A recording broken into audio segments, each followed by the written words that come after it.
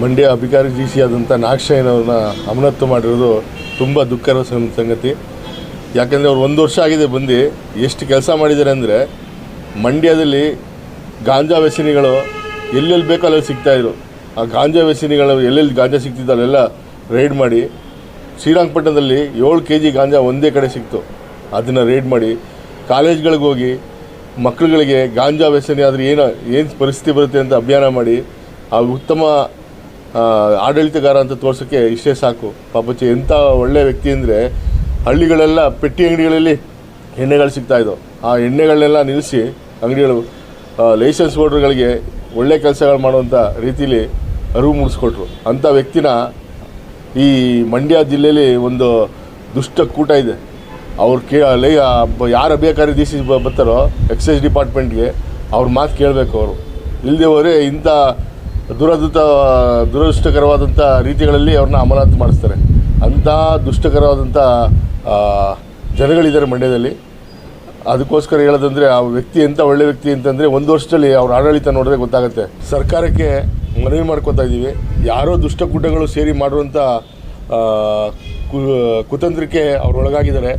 ಅವ್ರನ್ನ ವಾಪಸ್ಸು ಮಂಡ್ಯಕ್ಕೆ ಅವ್ರ ಜಾಗಕ್ಕೆ ಹಾಕಬೇಕು. ಇಲ್ಲದೆ ಹೋದರೆ ರೈತ ಸಂಘದಿಂದ ಉಗ್ರ ಚಳುವಳಿ ಮಾಡಬೇಕಾಗ್ತದೆ.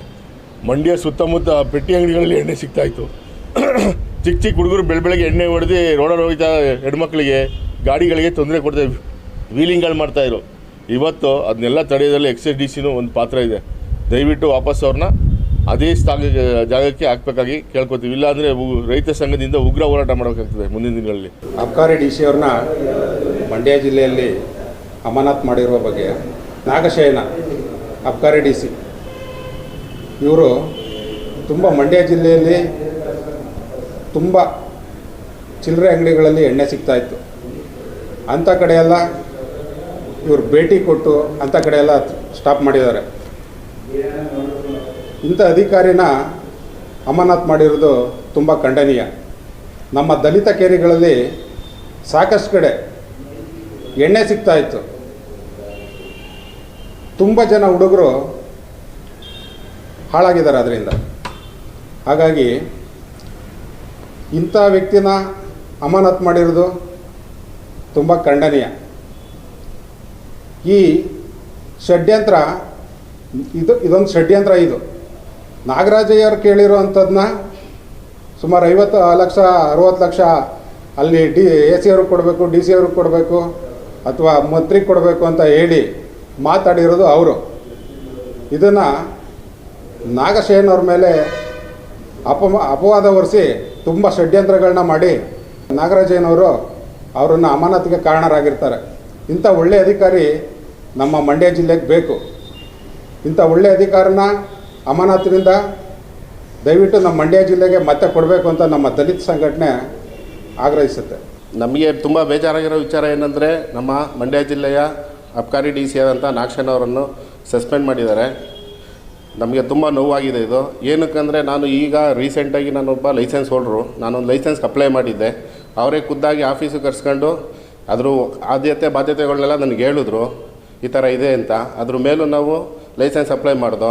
ಯಾವುದೇ ರೀತಿ ಏನು ಇಲ್ಲದೇ ನಮಗೆ ಇವರು ಈಗೇನು ಸರ್ಕಾರದವ್ರು ಹೇಳ್ತಾ ಇದ್ದಾರೆ, ಯಾವುದೇ ರೀತಿ ಷಡ್ಯಂತ್ರ ಇಲ್ಲದೇ ನಮಗೆ ನೀಟಾಗಿ ಇದೇನಿದೆ ಆ್ಯಸ್ ಪರ್ ಗೌರ್ಮೆಂಟ್ ಫೀಸ್ ಪ್ರಕಾರ ನಮಗೆ ಲೈಸೆನ್ಸ್ ಮಾಡಿಕೊಟ್ಟಿದ್ದಾರೆ. ಅದು ವಿತಿನ್ 1.5 ತಿಂಗಳಲ್ಲಿ.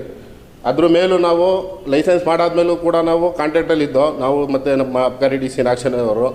ಬಟ್ ಇಲ್ಲಿ ಹಳ್ಳಿಗಳಲ್ಲೂ ಪೆಟ್ಟಿ ಅಂಗಡಿಗಳಲ್ಲೂ ಎಣ್ಣೆ ಮಾರಾಟ ಮಾಡ್ತಾಯಿದ್ರು. ಅದು ನಮಗೆ ವ್ಯವಹಾರಕ್ಕೆ ಭಾಳ ತೊಂದರೆ ಆಗ್ತಿತ್ತು. ಅದ್ರ ಬಗ್ಗೆನೂ ಹೋಗಿ ನಾನು ಚರ್ಚೆ ಮಾಡಿದ್ದೆ ಈ 1 ವೀಕಲ್ಲಿ. ಅವರು ಅದ್ರ ಬಗ್ಗೆನೂ ಮಾತಾಡಿದ್ರು, ಇಲ್ಲ ಇದ್ರ ಬಗ್ಗೆ ಏನಾದ್ರು ಮಾಡ್ತೀನಿ, ಸರ್ಕಾರ ಗಮನಕ್ಕೆ ತರ್ತೀನಿ, ನಮ್ಮ ಕಡೆಯಿಂದ ಎಲ್ಲ ಒಂದು ಕಮಿಟಿ ಮಾಡಿ ಏನೋ ಮಾಡ್ತೀವಿ ಅಂತ ನಮಗೊಂದು ಆಶ್ವಾಸನೆ ಕೊಟ್ಟಿದ್ದು. ಅಷ್ಟರಲ್ಲಿ ಇವ್ರನ್ನ ಸಸ್ಪೆಂಡ್ ಮಾಡಿರೋದು ನಮಗೆ ಭಾಳ ನೋವು ತಂದಿದೆ. ದಯವಿಟ್ಟು ಈ ಸಸ್ಪೆನ್ಷನ್ನ ಹಿಂದಕ್ಕೆ ತೊಗೊಂಡು ಅವ್ರನ್ನ ಪುನಃ ನಮಗೆ ಮಂಡ್ಯಕ್ಕೆ ಹಾಕಿಸಿ, ನಮ್ಮಂಥವ್ರಿಗೆಲ್ಲ ಸಹಾಯ ಆಗುತ್ತೆ. ಅಂಥ ಅಧಿಕಾರಿ ನಮ್ಮ ಮಂಡ್ಯಕ್ಕೆ ಬೇಕು. ಯಾರನ್ನೋ ಒಂದು ಆವೇಶಕ್ಕೆ ಯಾರನ್ನೋ ಒಂದು ಬಲಿ ಮಾಡೋಕ್ಕೆ ಇವ್ರನ್ನ ಬಲಿಪಶು ಮಾಡಿದ್ದಾರೆ. ದಯವಿಟ್ಟು ಅವ್ರನ್ನ ನಮಗೆ ರಿಟರ್ನ್ ಮಂಡ್ಯಕ್ಕೆ ಹಾಕಿಸ್ಕೊಡಿ ಅಂತ ಈ ಮೂಲಕ ನಾವು ಕೇಳ್ಕೊತೀವಿ. ಸಬ್ಸ್ಕ್ರೈಬ್ ಬಟನ್ ಮೇಲೆ ಕ್ಲಿಕ್ ಮಾಡಿ ಹಾಗೂ ನಮ್ಮ ಹೊಸ ವಿಡಿಯೋಸ್ ಅಪ್ಲೋಡ್ಗೋಸ್ಕರ ಪಕ್ಕದಲ್ಲಿ ಕಾಣುವ ಬೆಲ್ ಬಟನ್ ನಮ್ಮೆಲ್ಲ ವಿಡಿಯೋಗಳನ್ನ ಲೈಕ್ ಮಾಡಿ, ಶೇರ್ ಮಾಡಿ ಹಾಗೂ ಕಮೆಂಟ್ ಮಾಡಿ.